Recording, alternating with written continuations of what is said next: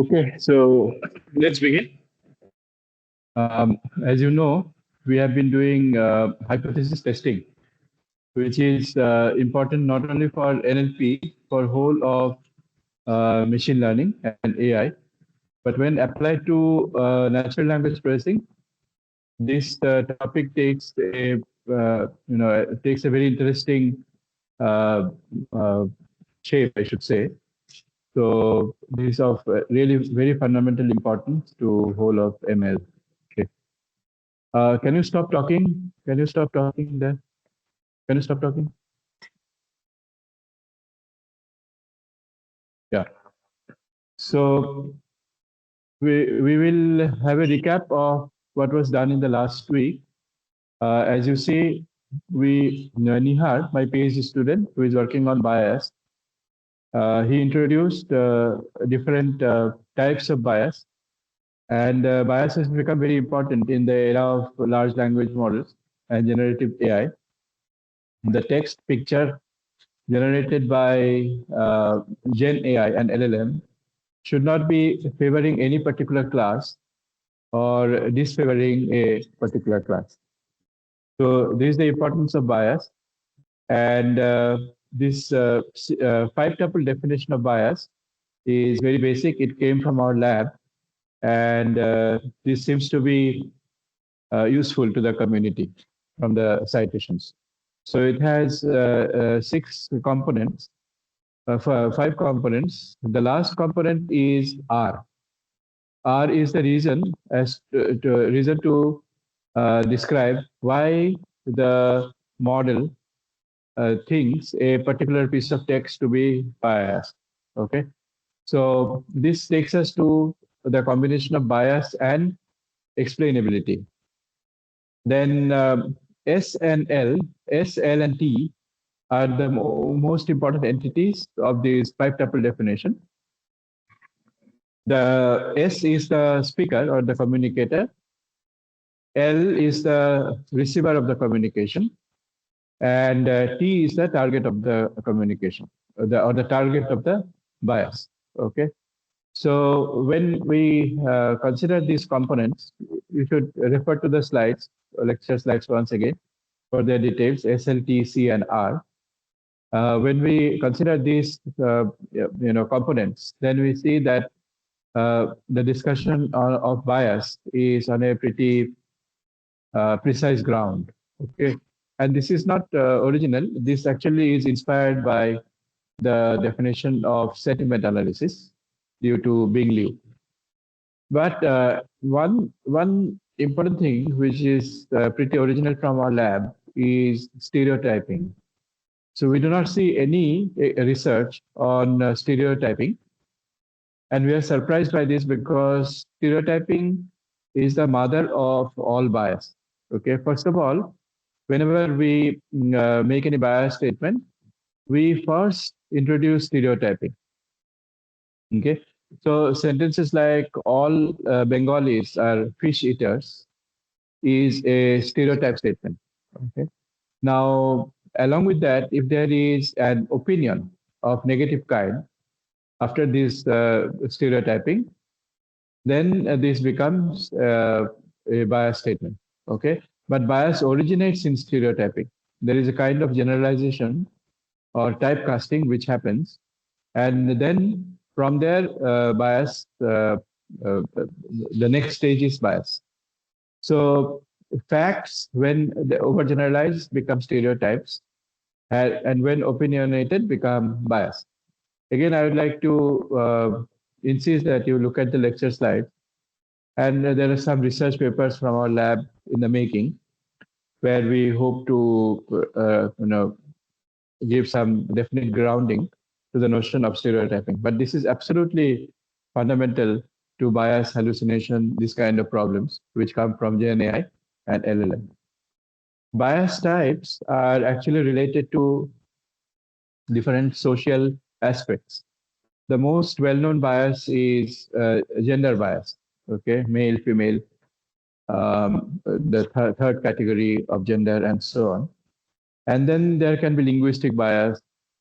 Okay, So some observation on, let's say, Bengalis as a linguistic community.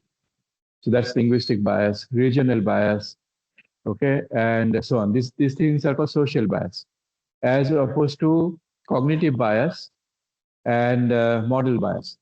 Okay, so when we train a neural network, all neurons have a degree of freedom in the form of a parameter. So that parameter is written as theta, and it is also called the bias. So social bias, cognitive bias, model bias, they are separate entities. Okay, and you have to be clear about those concepts.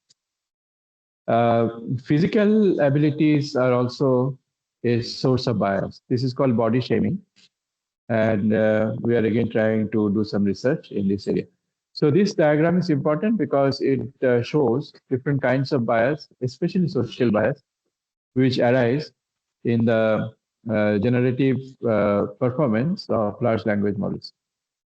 And then we are discussing the role of probability through a very instructive problem from Sheldon's book, Probability of Scientists and Engineers, where the question we are asking is, when will a bridge break? How many cars can we allow on the bridge? And there we would like to make use of probability. And just so that you understand the importance of probability and are attuned to this probabilistic method of analysis, I have used a colorful statement saying that probability talks to probability. Okay, deterministic world does not talk to probabilistic world. Probabilistic world doesn't talk to deterministic world. Probability talks to probability. So this is a slightly, a non-informal and maybe loose statement, but you'll remember, okay, this statement and then understand why probability is inevitable, especially in language situations. Probability is absolutely inevitable. And because probability is so inevitable, we also understand the inevitability of data, because setting the parameters of a probability distribution, and you also know from central limit theorem that ultimately we need to be concerned only with normal distribution, which is wonderful. Okay, binomial distribution, Poisson distribution, any underlying distribution can ultimately be approximated, very well approximated by normal distribution. So this gives us such a such an analytical power, which is very remarkable. So in this bridge breaking problem, we saw that there is a deterministic way of solving this problem uh, by taking a conservative approach where you allow only the lightest possible car to go on the bridge, which has the highest tolerance level. This is as per the standard deviation and mean of the probability distribution, normal distribution, which describe them. So this is conservative. Here the bridge will remain extremely safe. And most liberal would be allow the heaviest possible car on the bridge, and the bridge has the least strength. So these are deterministic approaches, but we know that these are not very principled approaches. They also did not give the best possible utilization of the facility. And that was made possible only by invoking probability. So probabilistic methods we made use of. Now in this, let us learn an important technique. This technique is how to read the Z-score table. Maybe some of you have already have been exposed to the idea of Z-score table, but it is such a useful tool. There is no harm if I repeat this a bit. The Z-score table is given in many different forms. The Z-score table that we would like to look at records the area under the standard normal curve, whose mean is 0 and standard deviation is 1. The area computed from minus infinity to a particular value. So we know that the area from a point A to point B under the standard normal curve can be obtained by integration, under any normal curve, from the analytical expression of Hormel distribution. But that integration is cumbersome. Okay, it's difficult to compute that integration. You can only approximate that integration, approximate to a very close degree. And some statisticians have done this work for us, and they have created what is called Z-score table. So just to remind you, the bridge, the weight of the bridge is normally distributed with mean 400, standard deviation 40, and the weight of the car is also normally distributed with mean 3 and standard deviation 0.3. We want the probability of damage to the bridge to be less than 0.1. How many cars can we allow to go on the bridge? So here, the most important phenomenal observation, phenomenon-based observation is that the total weight should exceed the tolerance weight. Okay, total weight should exceed the tolerance weight. Now, total weight is the sum of the weights of the cars on the bridge. And the weight of the car is a normal distribution. Okay, we do not have a deterministic value. For each car, there is a deterministic value. But in general, we have to make use of this property that the weight of the car is normally distributed, which is intuitive, very intuitive. We do not have many cars with extremely large weight, many cars with very little weight. So a normal distribution is a good intuitive approximation. So total weight should exceed the W tolerance. W total should exceed W tolerance, which is equivalent to saying W total minus W tolerance is greater than 0. We know that W tolerance is normally distributed. Mean 400, standard deviation 40. We know that each car's weight is normally distributed. Mean 3, standard deviation 0.3. So W tolerance is normally distributed. What about W total? So that also we know is normally distributed by central limit theorem. Okay, sum of normally distributed random variables is again normally distributed. Okay, with mean as sum of the means and variance as sum of variances. Variance is square of standard deviation. So our guiding equation is this.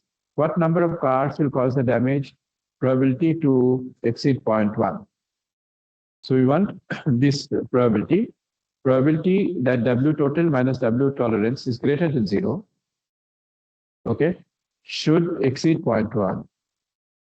What will be the value of n, the number of cars on the bridge, such that W total minus W tolerance being greater than 0, that probability should be greater than 0.1. Notice that W tolerance, W total are also probabilistic concepts because they have an underlying distribution. So W total is normal by central limit theorem with mu equal to 3n and sigma square equal to 0.009 n, 0.3 square n. So the meaning of the probability of W total minus W tolerance exceeding greater than 0 to be greater than 0.1. What is the meaning of that? Let n unsafe be the limit on the number of cars allowed on the bridge.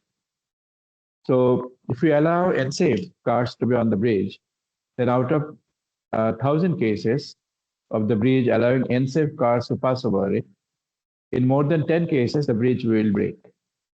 And as we increase this unsafe value, 10,000, 1 lakh, 1 million, and so on, then we do see that the number of cases where the bridge will break becomes, large number of such cases will happen, and that's scary. So now bring n, the number of cars in the picture. So W total minus W tolerance is a random variable. Now W total we established is a normal variable, normally distributed variable, random variable. W tolerance is also normally distributed. What about the difference? Central limit theorem again tells me that W total minus W tolerance also is normally distributed. The mean will be the difference of the means of these two distributions. and variance will be the sum of variances of these two distributions. Okay, all these things can be mathematically proved, and we are going to make use of this result. So W total minus W tolerance has mean 3n minus 400, variance 0.09n plus 1600. 1600 from a 40 square. Okay, so this we know. Then we can turn W total minus W tolerance into a standard normal distribution by subtracting the mean. So mean is minus 3n minus 400, that I subtract, and divide by the standard deviation, which is root of 0.09n and 16 plus 1600. Okay, now I have got a standard normal distribution out of W total, W tolerance, and its mean and standard deviation. Okay, so this is again a standard procedure of converting a normally distributed variable to a standard normal distribution variable. Okay, why do we do so? We should be able to make use of the z-score table. Okay, now W total minus W tolerance is greater than 0 is our phenomenon for the bridge to break. So now I subtract 3n minus 400 from both sides, and I divide by the standard deviation. Then I see that the left-hand side of the inequality is z. Okay, it's a standard normal distribution. And on the right-hand side, we have this expression in terms of n. Okay, so now what we want is that the probability of z being greater than this quantity. Okay, so this event to take place, what is the event? W total must be greater than W tolerance. Equivalently, the event is that z is greater than minus 3n minus 400 by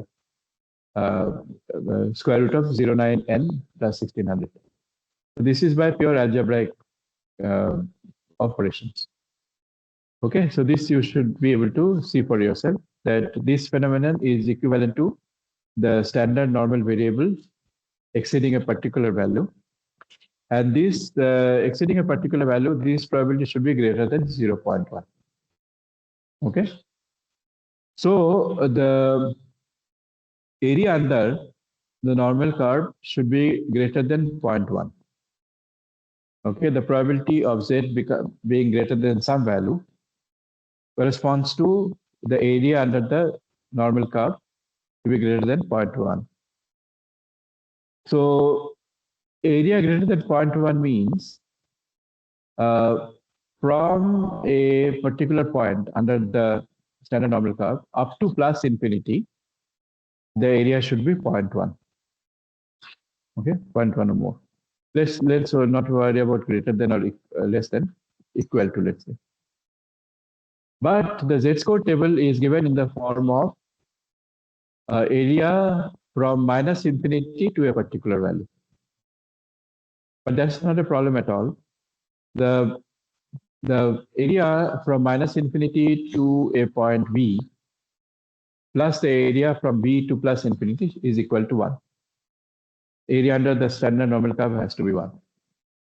Okay, so we make use of that, and let us read the z-score table.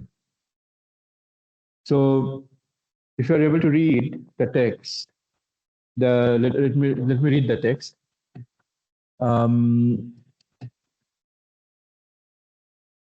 Table entry for Z is the area under the standard normal curve to the left of Z. Okay, so every value that you see, every value in the ith row, jth column. Okay, the value starting from the second column and the values under the headings. The headings are, first of all, you have minus Z. Okay, Z is the first column's head, and then you have 0.00, 0.01, 0.02, 0.03, and so on. Okay, so I have Z column and 0.00, 0.01, etc. column. So now let me take any value. If I take the value, let's say minus first row, minus 3.4, and the column is 0.01. Okay, minus 3.4 is the row, and the column is 0.01. There I see a value of 0.0003. Okay, so this says that for a particular value of Z, the area from minus infinity to that value of Z is 0.0003. What is that value? One side is fixed, minus infinity. To a particular value of Z, what is that value? That value of Z is simply the row plus the column value. So it is minus 3.4 plus 0.01, which is no, not plus. It is just concatenation. Okay, so this value is minus 3.41, then minus 3.42, minus 3.43, and so on. Okay, and then if you go to the right hand side, there the values are positive.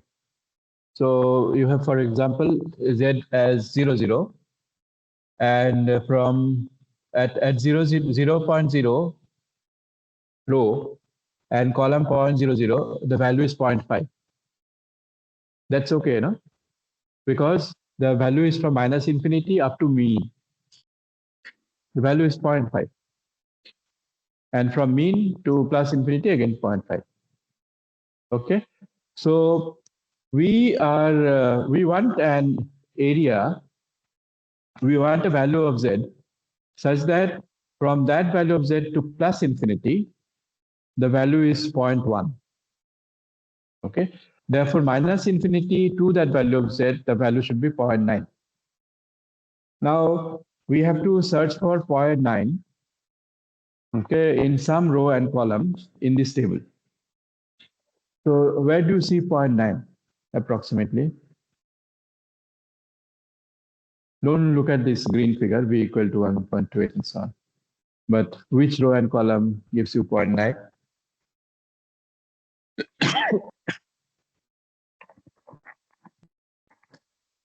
The row which is marked 1.3. Okay, this will not go.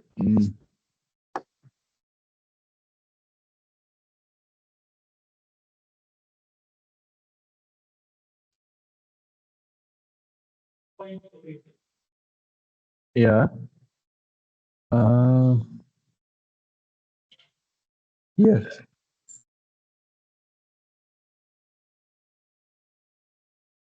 Oops. So somewhere in this region. So you see 1.3.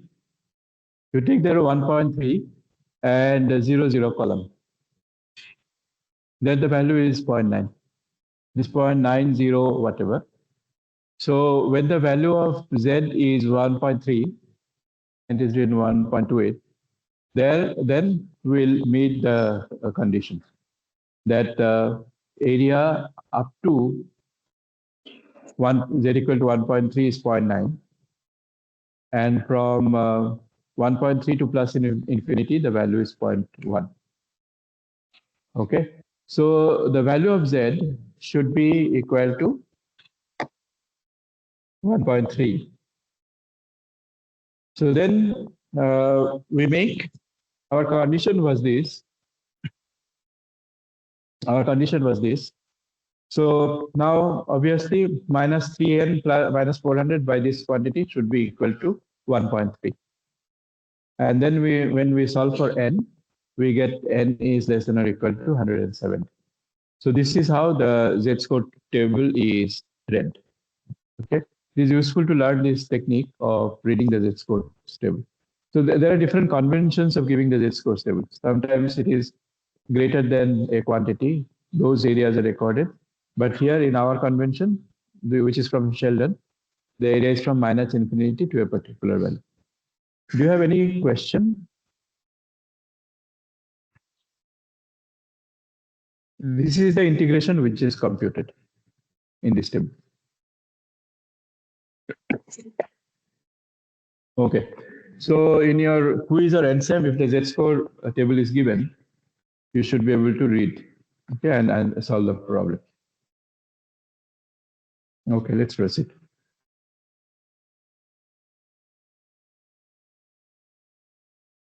Now let's come to the terminology for test of hypothesis, which is very well established, and the conventions are pretty much etched in stone. Okay, very hard and fast rules. So this terminology and conventions have to be kept in mind. Otherwise, there is all chance of making mistakes. First and foremost, the most important quantity is age 0. Okay, and fixing age 0 is a skillful task. You have to understand the laws of probability. You have to understand the task on hand. Okay, to formulate a null hypothesis. And the name is also very significant. Null hypothesis is a hypothesis which is destined for nullification. Okay, we would like to nullify null hypothesis. This is curious, right? You form a hypothesis with the explicit intent of throwing it away. Normally, how do you form hypothesis? When we form a hypothesis, we put all our power behind it. We then look for data to substantiate that hypothesis and then establish this. This is the common psychology, no? When we make a hypothesis, we try to affirm and establish it. But the situation is different for test of hypothesis. When you form a null hypothesis, your goal is to throw it away. How can a hypothesis be nullified? A hypothesis is nullified when the observation contradicts it. Okay, observation is gold. You cannot ignore observation. Okay, you cannot close your eye to observation and say that, oh, observations are wrong. Observations are sacrosanct. They are always correct. Now, if the hypothesis contradicts the observation, then we say that the hypothesis must be false. But we are operating in a probabilistic world. All our statements are probabilistic. Okay, so the null hypothesis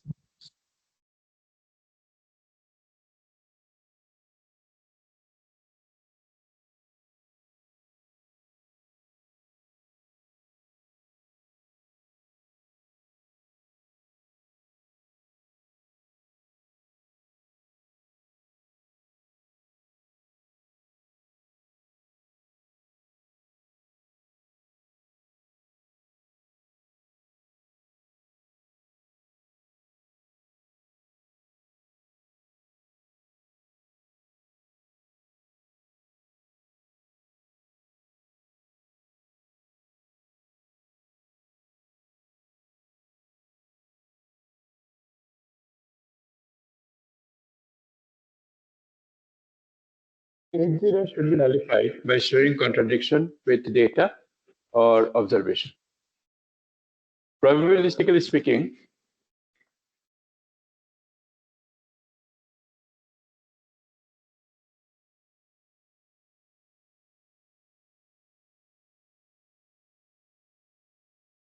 the probability of hypothesis, null hypothesis is high.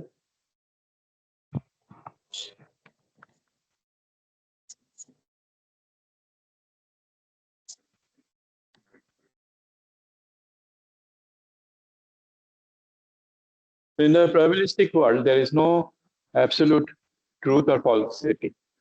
All possibilities have some probability. Some possibilities have low probability value. Okay, so if A0 is indeed true, okay, then we will show that the probability of the data has to be low. But the probability of data cannot be low because the data has occurred. So the probability of A0 should be low. This is the rough idea about hypothesis testing. Okay, and probability of data, what is meant by the probability of data?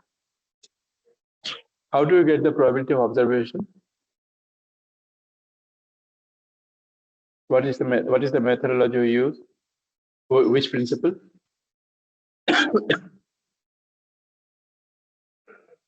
Maximum likelihood estimate.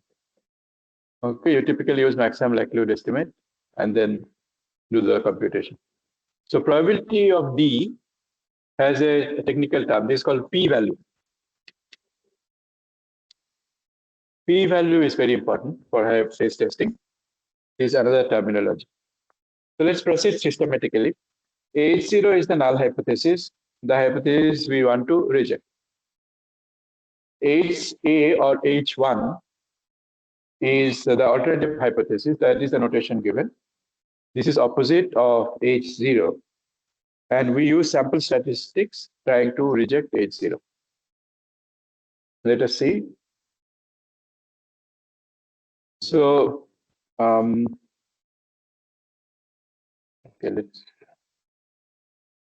let's move forward.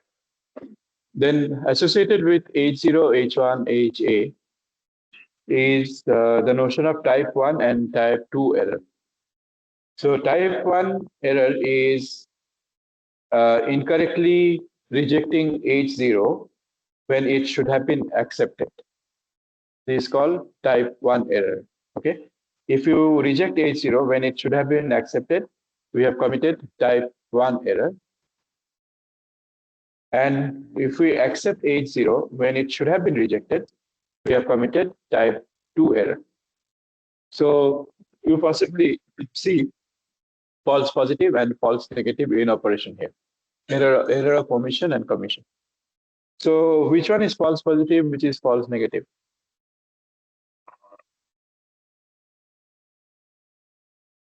Type 2 is false positive, is it right?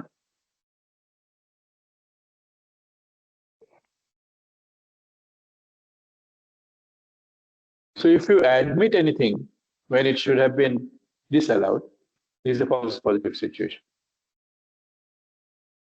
Yeah, and the other one must be false negative.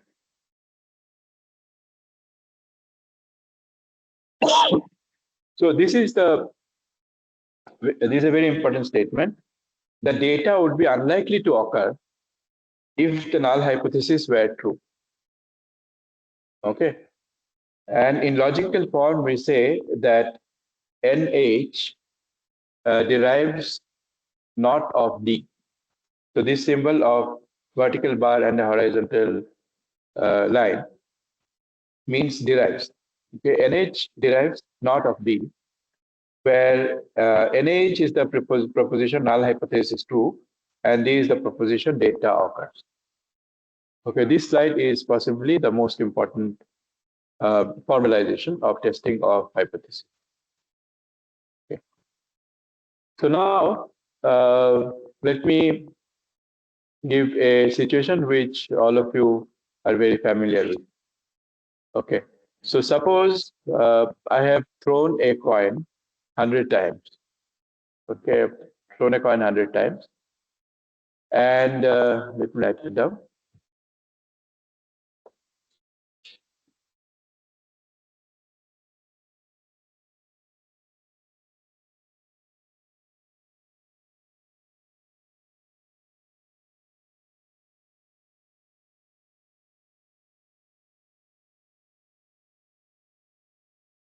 Let's see how we go from informal loose statements to a rigorous framework.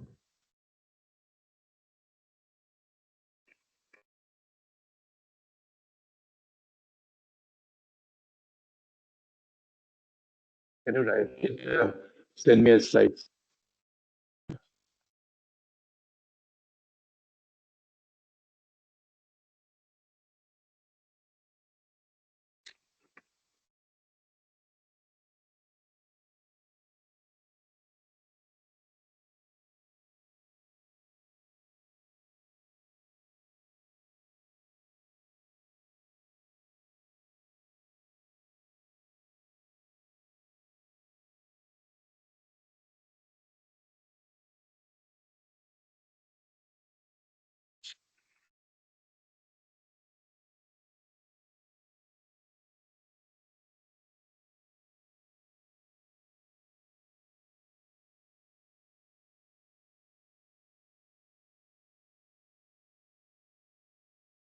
So this is the situation in front of you. A coin has been tossed 100 times. Head has appeared 70 times. Is the coin unbiased? Okay. Use the methodology of HT, hypothesis testing. So intuitively, you feel the coin is not unbiased. Okay, why is the head has appeared 70 times? Now, if we want to tackle this problem through the methodology of testing of hypothesis, let's see how to proceed. First of all, we'll have to formulate H0. The first step is H0. Okay, what will be your H0?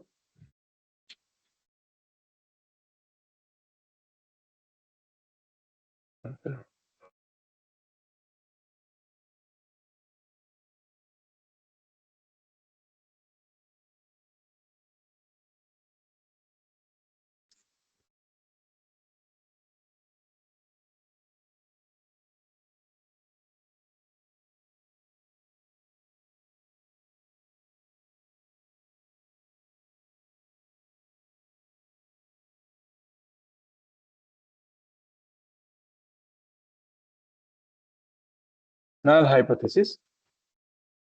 We'd like to throw it away with the data. What did you say? What is the null hypothesis? Coin is unbiased. Biased? No, I'll not be comfortable with that. I would like to throw it with a hit. Okay. There is it's a bit of so I'm coming to that. It's a bit of cheating. Okay. Bit of cheating, but it is mainly to show the methodology of hypothesis testing. So H0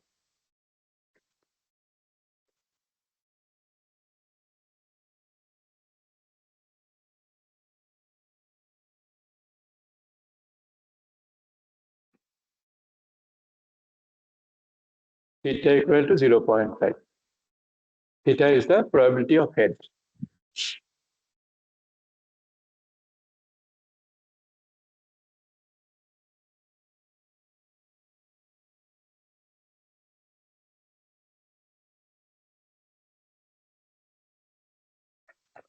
When I have done that, I have taken a very important step.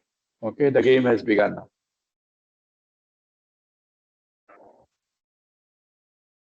So if theta is 0.5,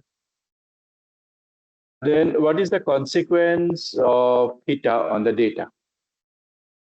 Okay, our data shows that we have 70 heads and therefore 30 tails. Okay, so if theta is 0.5, then what is PD? Probability of data is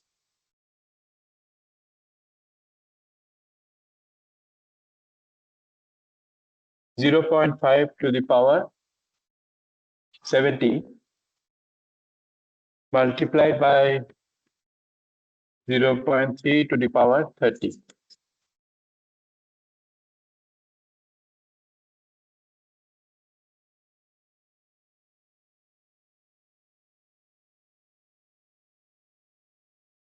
So this probability is very, very small.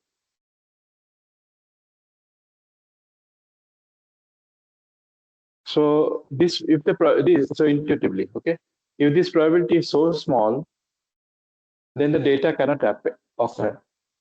The observation that I have got cannot happen.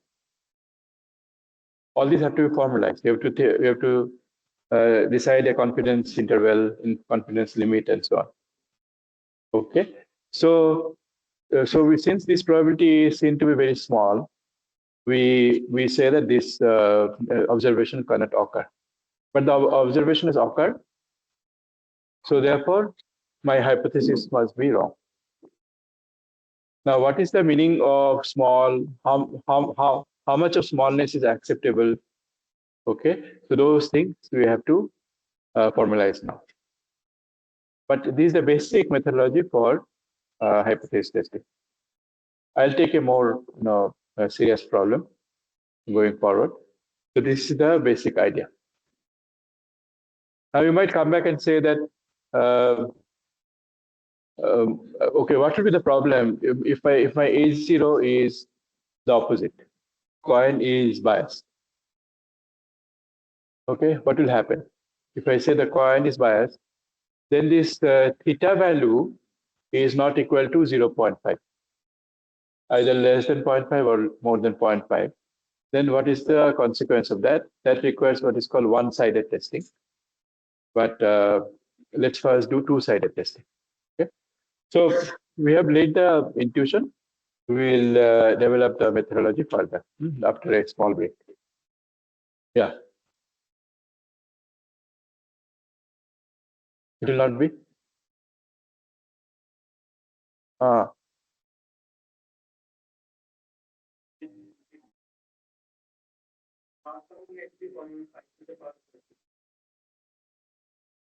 sorry, 0.5. Right? Why did I write 0.3? Sorry, 0.5.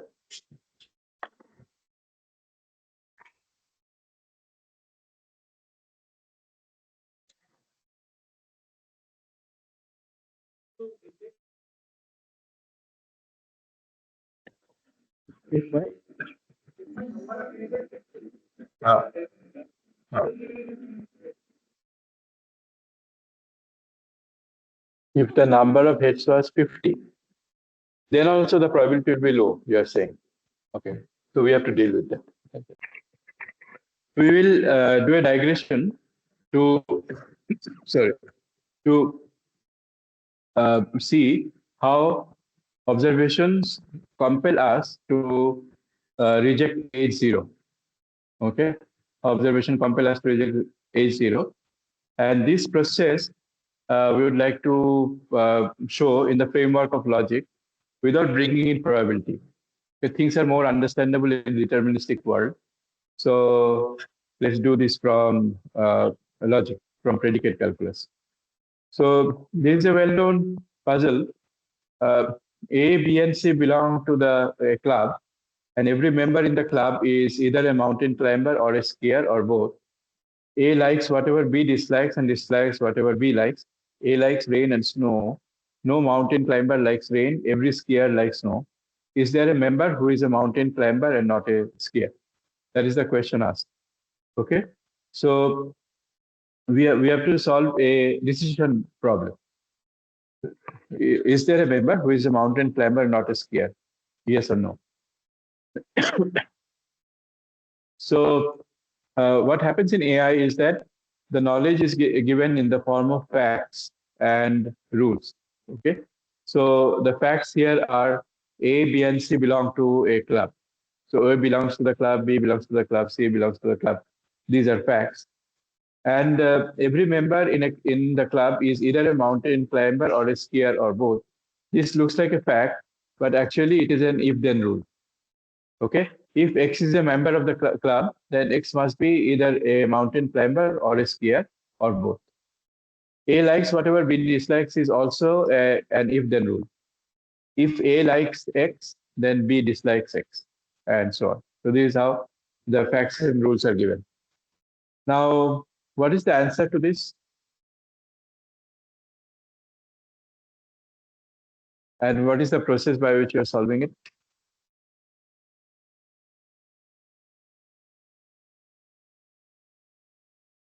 What NLP problems you are solving?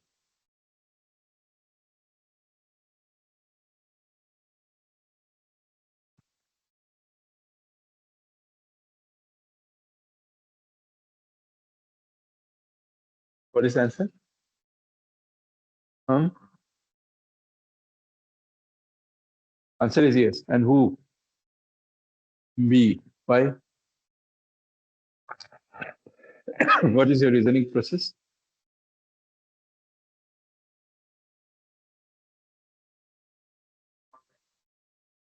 Uh,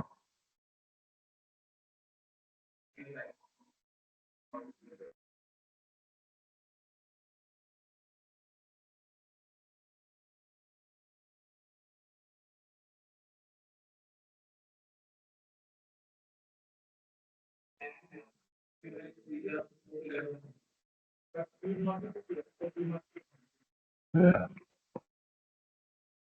So how did you start the reasoning process? From which rule?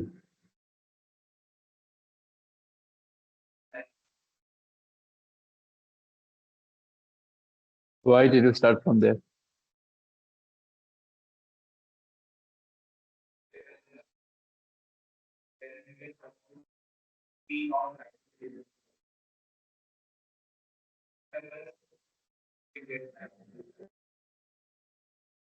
No, my question is why did you start from A like plain and snow?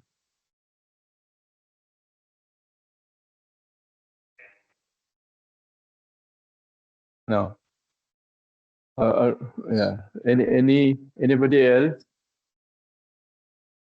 You know that reasoning and LLMs have become a very important problem these days. LLMs are very good at retrieval, but then reasoning doesn't seem to be their strong point. But human beings are very good in reasoning. So I want to find out, as human beings, what is your reasoning process here?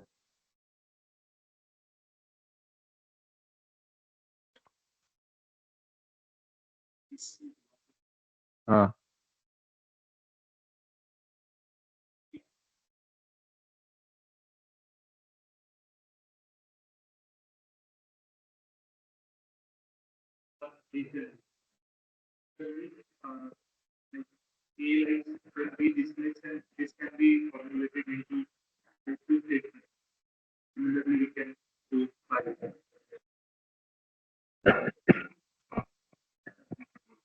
okay.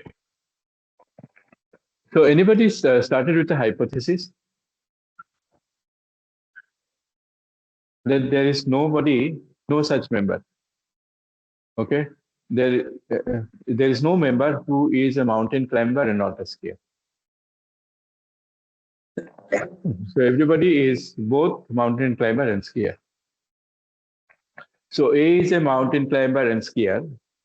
Does it contradict anything in the data?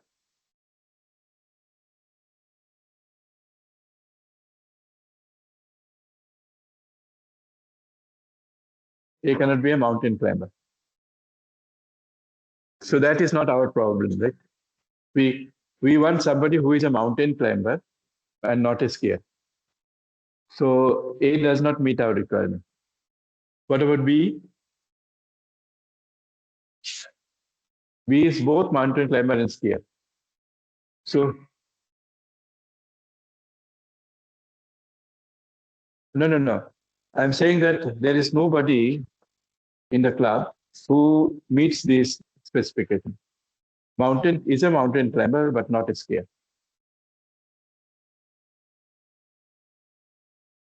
Okay. So suppose B is that person. Okay. B is a mountain climber and not a skier. So if B is a mountain climber, then B cannot like rain, which doesn't contradict anything. B is not a skier. So no. B is not a skier. So does it? And B is a skier. Okay. B is both a mountain climber and a skier. If B is a skier, B must like snow. But A also likes snow, so B cannot like snow. Okay. So this is formalized, and we start with the null hypothesis. Now there are some logical formulations, logic-based formulations, which I'm not going to go into. The methodology finally creates what is called a resolution tree. Okay. And we take pairwise clauses, we go on resolving them, and finally a null clause is obtained. Null clause indicates contradiction. So we said that there is nobody in the club who is a member but not a skier. Okay. So where is that formula? That formula is here. Not member X or MCX or SKX, formula number 4. Okay. So the moment we introduce formula number 4 into the uh, observations, we find internal contradiction in the system. Okay. Now, internal contradiction in the system means that the hypothesis along with other observations is together false. In probabilistic world, the hypothesis along with observation must have low probability. Okay, or hypothesis implies low probability for the data. Okay. So here the null hypothesis, the club does not have any member, that is a mountain climber and not a skier. Key question under age 0 is the observation value. In other words, is the hypothesis consistent with the data? So we have just now proved that it is not consistent with the data. We achieved a contradiction. Yeah. Yeah.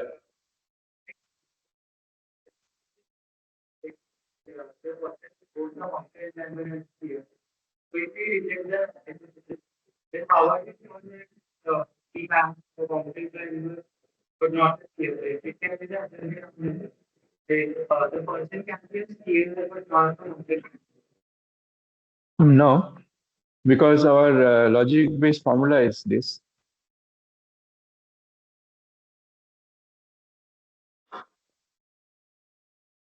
Our hypothesis or the formula to be proven is the one below 10.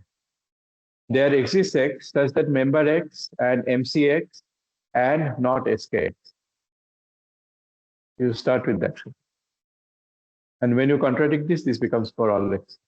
Okay. So logic has its own methodology. What I'm trying to say is that hypothesis testing also has its own methodology. What is that methodology? We are interested in knowing that. Okay. So let me take you to a problem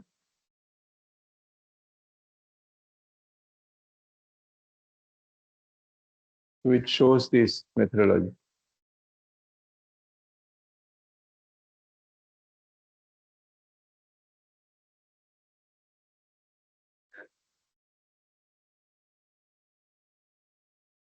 Okay, this is a problem statement. It is like the head and tail problem. An NLP tool is built which, given a corpus of sentences, identifies the nouns and tags them as one and the rest of the words as zero. So your second assignment is like that. Okay, you're supposed to produce a support vector machine, train a support vector machine, which identifies named entities. Okay, so here the identification task is for nouns. Nouns are tagged as one and the rest of the words are tagged as zero. For example, given the sentence Mumbai is a big city, the tags produced are Mumbai 1, is 0, A 0, big 0, city 1. Okay. It is required to assess if the tool is doing anything better than random guessing. Okay, so look at the problem carefully and see the setting. That will help you to decide the null hypothesis. Okay, please stop talking. Sit down and stop talking.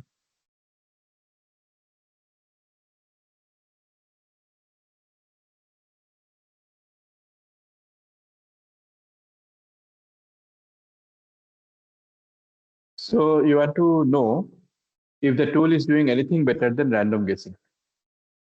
So that means there is an unbiased coin. I toss the coin. If I get head, I'll mark the word as 1. Otherwise, the word is marked as 0. Okay. The noun detection algorithm is very simple now. Just toss a coin. Okay. So let's see. Given that P is the probability of success, that is getting the correct tag, the probability of getting K correct tags in a corpus sample of N words can be modeled as a binomial distribution. And its value is equal to NCK P to the power K 1 minus P N minus K. Okay, where NCK indicates N choose K. Given that P is the probability of success, that is getting the correct tag, the probability of getting K correct tags in a corpus sample of N words can be modeled as a binomial distribution. Okay, and its value is N choose K P to the power K 1 minus P to the power N minus K. Okay, now the mean and standard deviation of the binomial distribution. The mean and standard deviation of the binomial distribution are respectively NP. N is the number of trials. P is the probability of success. And standard deviation is square root of NP into 1 minus P. Okay, so this is the property of the binomial distribution. Normal approximation to binomial distribution. It is known that binomial distribution can be approximated by normal distribution. The condition for this is that n into p should be greater than 5 and n into 1 minus p should be greater than 5. This is the condition for normal distribution to binomial distribution. Okay, this situation of tagging something as 1, something else as 0 is very frequent in machine learning and very, very frequent in NLP definitely. Okay, so this is this theory is useful to NLP. Now, the NLP tool is given a corpus of 100 words. So this is how I'm testing whether the underlying algorithm is simply random guessing or not. So I set up a testing situation for me. It is given a corpus of 100 words and consider punctuations also as words. The range of values of k from part A should lie in the range from dash to dash for us to be able to state that the tool is doing random guessing with no preference for correct versus incorrect tag. And I am 95% confident in my statement. This part is the second most important part. We first decide H0, the null hypothesis, and then we decide what is called the confidence interval. The confidence interval gives me a value requirement for the probability. The probability of my statement should be high, at least 95%. This is the setting. Okay, let's proceed. So the answer is this. If out of these 100 words in the corpus, if the value of k, okay, that is the nouns, ranges from 41 to 59, both inclusive, then we'll be able to state that the tool is doing random guessing with no preference for correct versus incorrect tag. And I'm 95% confident in my statement. Is the setting clear? 100 words, and we are getting tags, okay, tags which are ranging from 41 to 59. One tag, okay? Both are inclusive. So in that case, we can say that it is doing just random guessing. Okay, let us see how. So if there are 100 trials, okay, and we say that the system is doing random guessing, then the value of success and probability are 0.5. So 100 into 0.5 is 50. Standard deviation is 100 into 0.5 into 0.5, which is 5, square root of this quantity. Now, I set up a standard normal variable, x minus 50 by 5. So x is a random variable, minus 50, which is the mean, divided by 5. Now, putting z equal to minus 1.96 and plus 1.96, and taking the ceiling of lower value and floor of the upper value, we get the answer. So what is going on here? Why should z be minus 1.96 and plus 1.96? The area under the standard normal curve is 95.95 when the value of z is minus 1.96 to plus 1.96. Okay.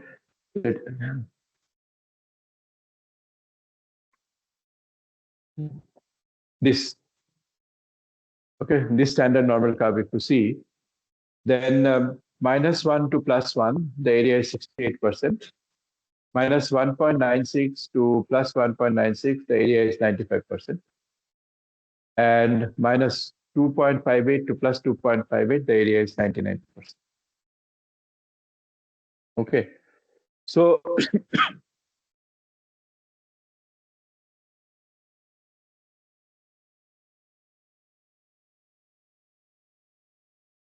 so if the value of Z is between minus 1.96 and plus 1.96, then I have 95% confidence in my statement.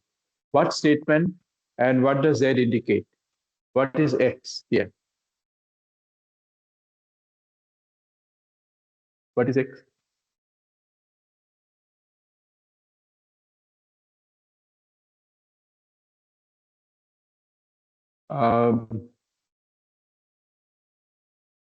Okay. Yeah. So number of times the noun is predicted minus the mean value, 50, divided by 5. Okay, that turns it into a standard normal variable. Okay. Now the probability of Z lying between minus 1.96 to plus 1.96 is equivalent to saying X is between 41 and 59. Okay.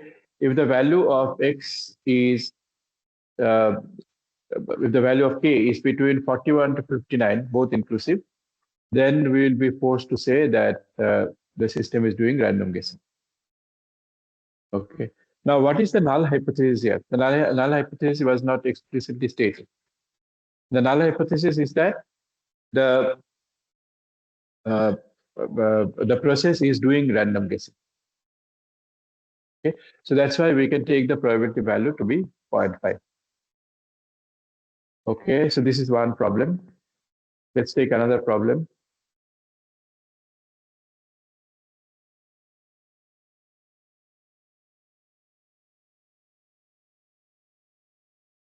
A factory has a machine that the factory claims dispenses 80 ml of fluid in a bottle.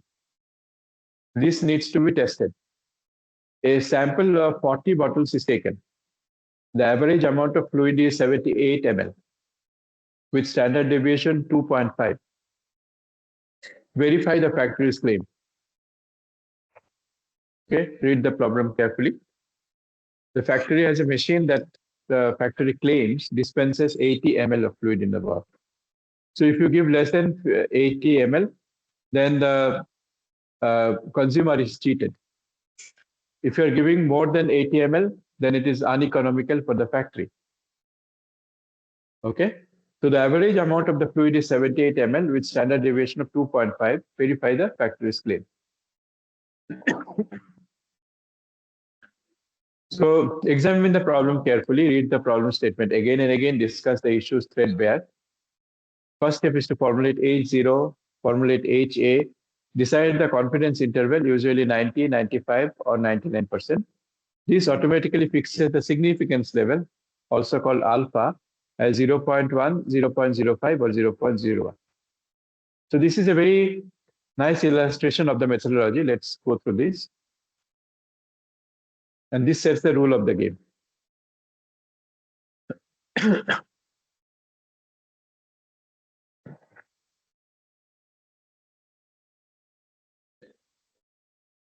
Claimed population mean is mu, which is 80, n equal to 40.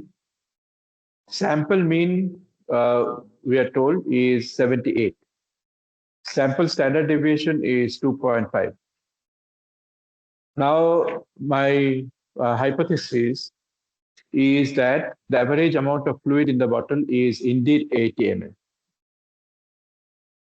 Okay, this is the hypothesis I started. Remember that null hypothesis needs to be thrown away. Okay, so I would like to throw away this hypothesis. That means I'm contesting the factory's claim. The alternative hypothesis has three options: not equal to 80, greater than 80, less than 80. So we'll concentrate on the first test, which is not equal to 80. This is called two-sided test. Okay. So since I have already decided that my confidence interval is 95%, okay, my critical value of Z is also fixed. ZC must be minus 1.96 to plus 1.96. Okay. So Z observed is X bar minus mu. So by sigma by root n, which again comes from central limit theorem. I'm assuming a number of theorems and lemma. Let's go through this just to establish the process. Okay, the details and formula we'll see later. So 78 is the sample mean. The population mean is assumed to be 80. Okay, all bottles on an average have 80 ml of fluid. So that's a statement about the population. But the sample is telling me 78. And the standard deviation of the sample is 2.5. Then Z observation comes from this formula. Sample mean minus population mean divided by sigma by root n. See that the sample size plays a role. This comes from what is called interval estimate. So from Z observation, I find Z observation is minus 5, okay, approximately. And it falls in the rejection region. Falls in the rejection region how? Minus 5 is outside minus 1.96. Okay. So minus 1.96 to plus 1.96 is the confidence interval. Any value of Z outside the confidence interval is called rejection region. Okay. So if the Z value is outside the confidence interval, we reject the null hypothesis. That's a procedure. There are many whys here now. We have just discussed only the procedure, the algorithm for this. Okay. So, so it falls in the rejection region. And we would like to say that the null hypothesis is rejected. With what confidence? 95% confidence. I may be still wrong, but I'm likely to be right with 95% probability. So minus 5 is less than minus 1.96. We reject the null hypothesis. The claim that the machine fills bottles with 80 ml fluid is rejected based on the evidence. If we take 99% confidence interval, we know that from the sample mean and sample standard deviation, the Z observation is still minus 5. So here, for 99% confidence interval, the critical value is minus 2.58 to plus 2.58. Again, minus 5 is less than minus 2.58 outside the confidence interval. We have to reject the hypothesis again. Okay, then how about 90%? Minus 5 is again in the rejection region. So even for 90% confidence interval, if you demand less confidence, then also the hypothesis needs to be rejected. So there is very high chance that the factory is not giving me 80 ml of fluid in the bottle. Okay. So what is the purpose of all this? The purpose of all this is to show a rigorous probabilistic method. The example is an indication of a very powerful method, which we can use for all machine learning situations. And in NLP, we are all the time faced with hypothesis testing. We have built a sentiment analyzer, question answering system, machine transfer system. There are accuracy figures. And we have to establish that this accuracy figure based on the sample is acceptable. It will hold for the whole population also. So there we have a rigorous methodology. Actually, you don't have to worry about all these procedure at all. You go to Excel, and Excel gives you automatic means of computing computing these alpha value, p value, and so on, by which you can reject or accept the null hypothesis. You don't have to worry about anything. There are tools for doing all this because the algorithm is very standard and set. But that will not do. We have to understand this in depth. Okay, test of hypothesis is a good method, good intellectual exercise. So whatever be our confidence interval, we relax it, we make it more stringent. We are not able to accept the hypothesis. We will have to go and tell the factory that I don't believe. Now, notice that there can be a naive approach. You can say that, okay, in the sample average, I see it is 78. So therefore, the factorist claim is not true. Okay, can you say that? Just based on the mean value from the sample, can you reject the claim of the factory? Can you? You cannot. If you take another sample, maybe there the average will be 82. Then take another sample, there it is 76. Then another sample, it is 55, then 100, and so on. Whatever be the sample you take, central limit theorem and the test of hypothesis tells me if this is the size of the sample, if this is the mean, if this is the standard deviation, if this is the confidence you are prepared to waste down or have on the situation, if these four things are set, I either reject or accept the hypothesis, and it cannot be otherwise. Take any sample. Okay, take any sample. Take any sample in future, now, in the past, anything. Sample size, sample mean, sample standard deviation, confidence limit sets the game. You cannot do anything else. No hanky-panky.